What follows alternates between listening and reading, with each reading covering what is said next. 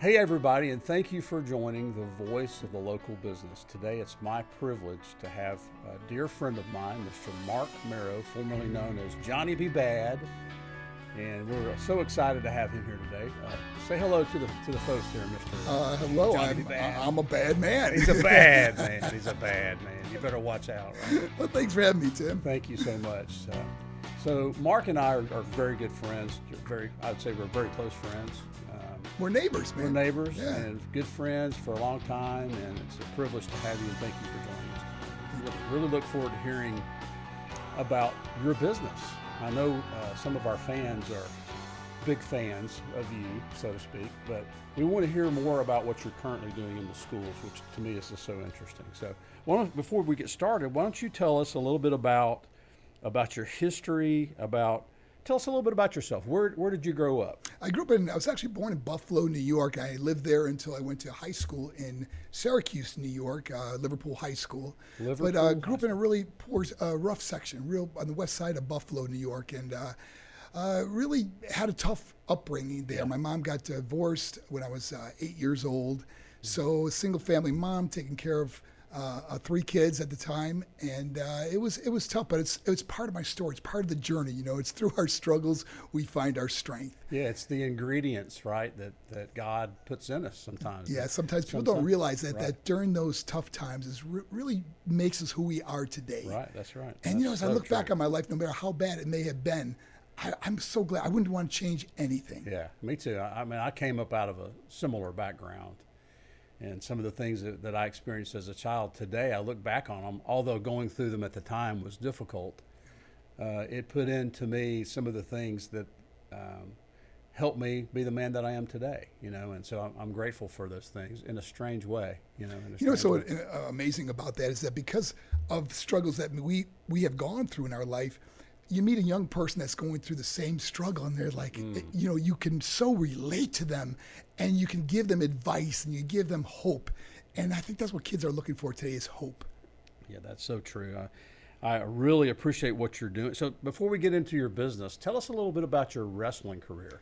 Well, some of the folks watching may not necessarily remember you or know about your past. I think some of the folks listening probably weren't even born when I wrestled. Maybe.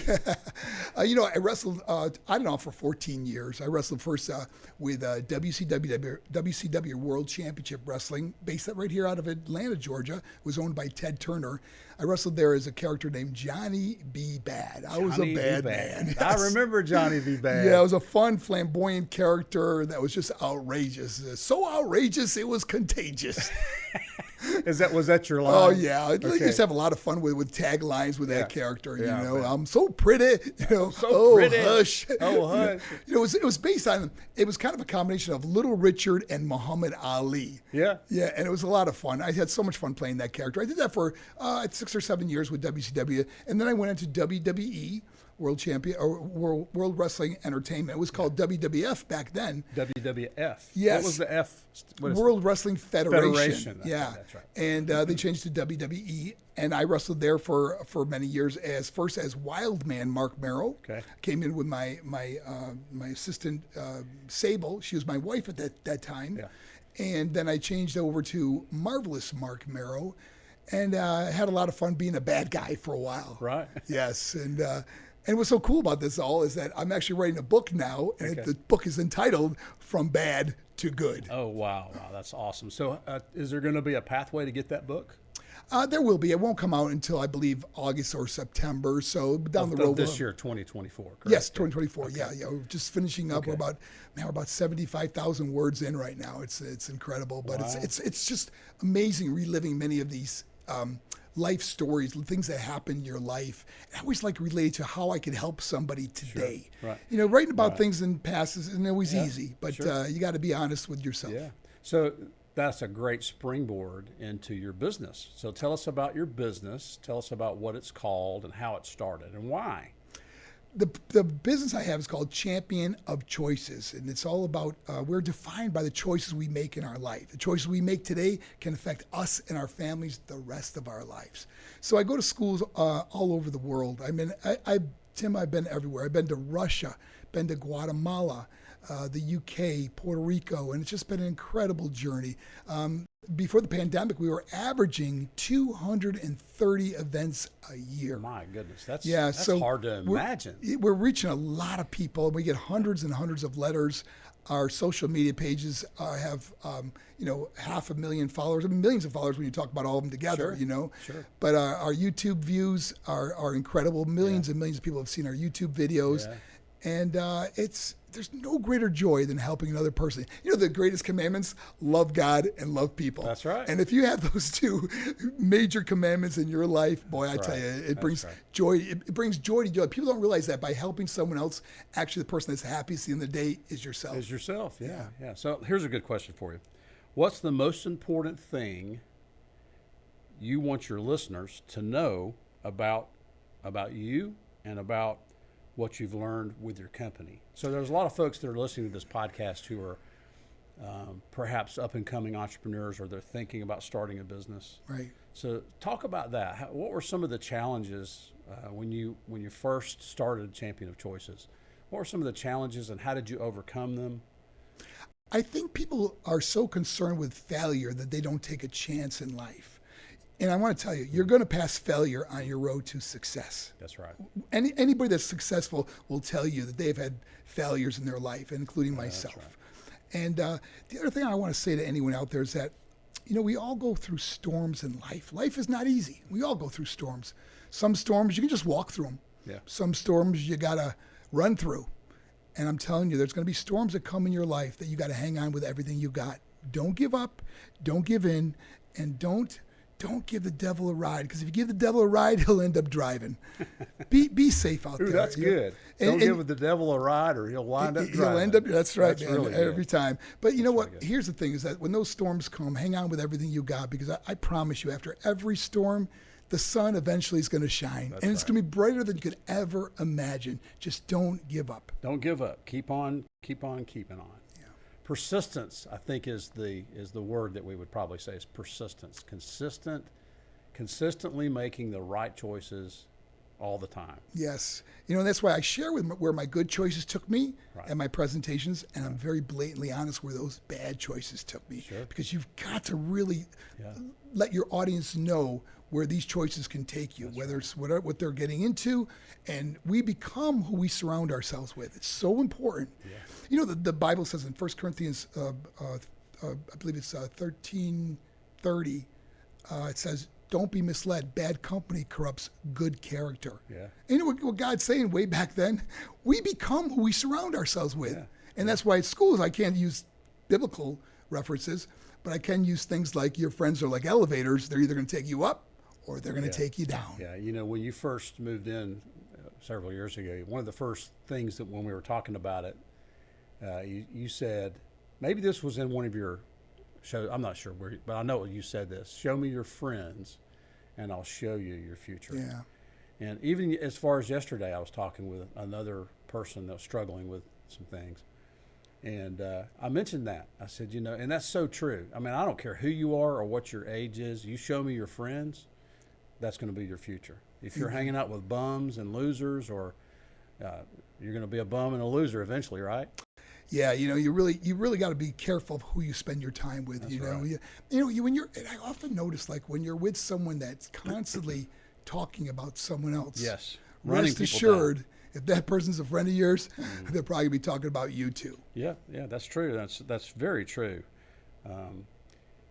My father-in-law, of course, I know you know Dan. I know Dan. Dan's a great man. He said something to me when I was a young man. I was probably 25 or something. He said, Tim, and I didn't believe him at first when he said this. I'm like, oh, come on. You got to be kidding me. This is what he said to me. He said, Tim, when you get to be my age, he's in his 80s now, you'll be a rich man if you have 5 true friends. That's true so true. Friends. Yeah.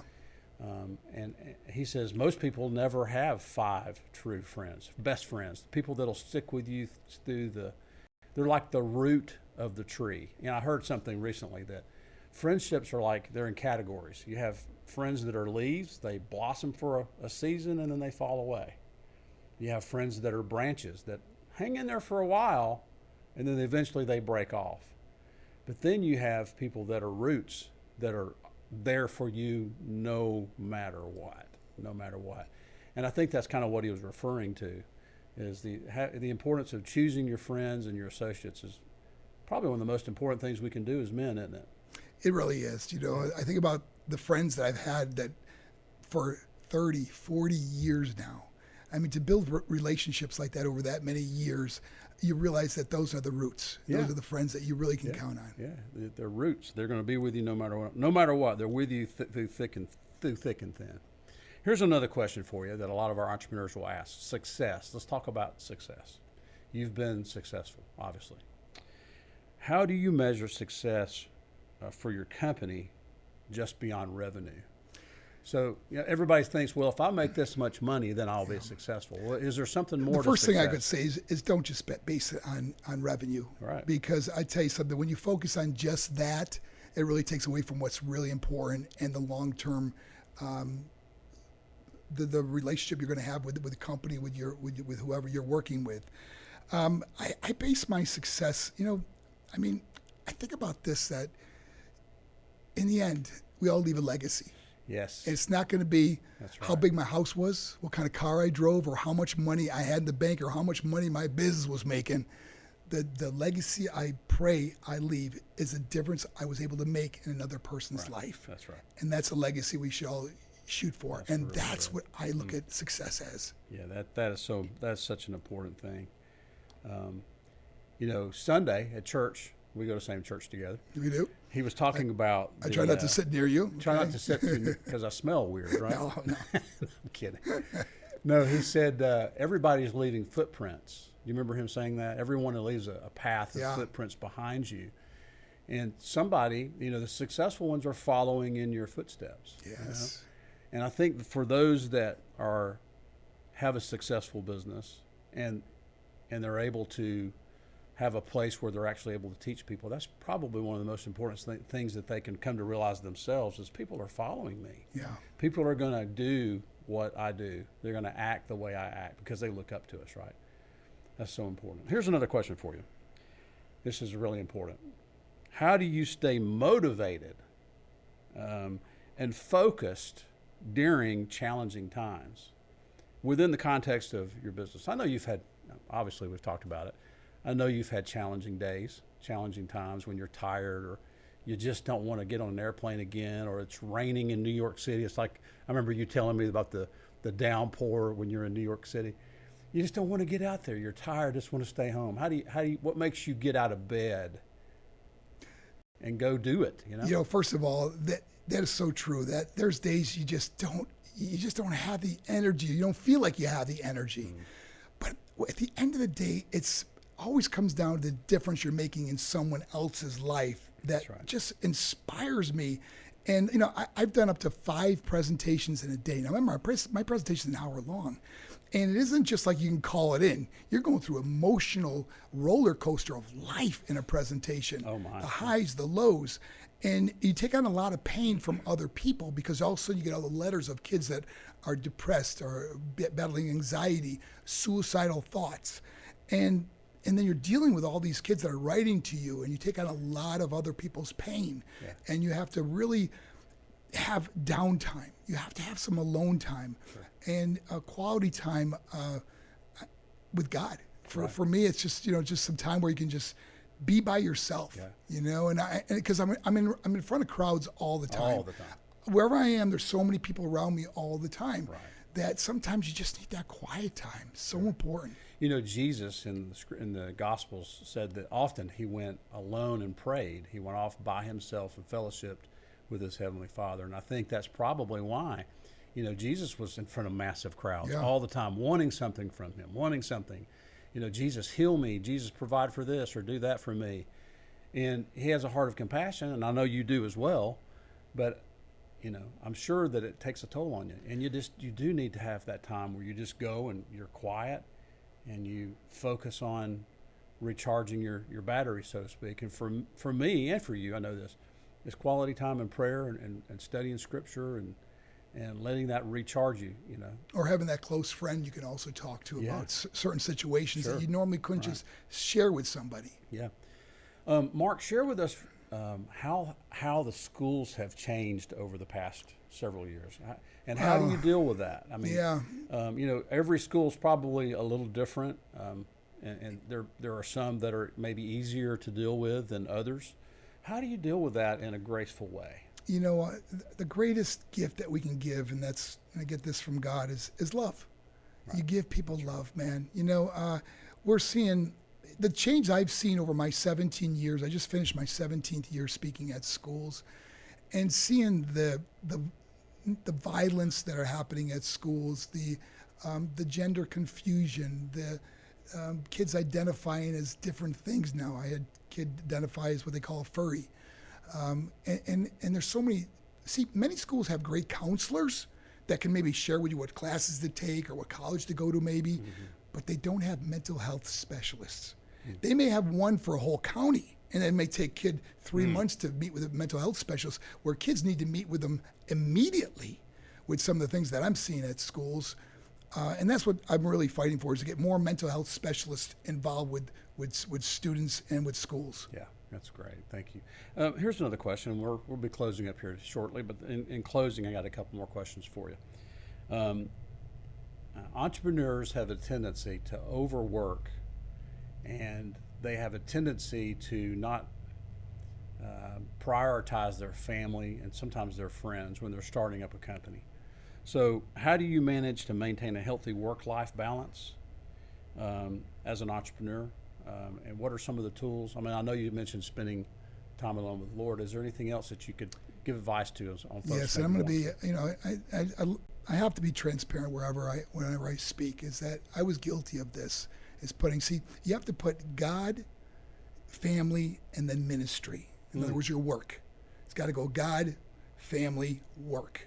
Yeah. And I had those priorities mixed up, where I put my work or my ministry above everything, and I ended up getting divorced, and it was just a horrible mistake on my own part.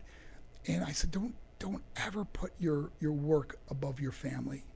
If I could say anything to anybody out there, if I'm single now, and if I do meet someone, I like to meet someone that's equally yoked, where they could travel with me and be involved in what I do.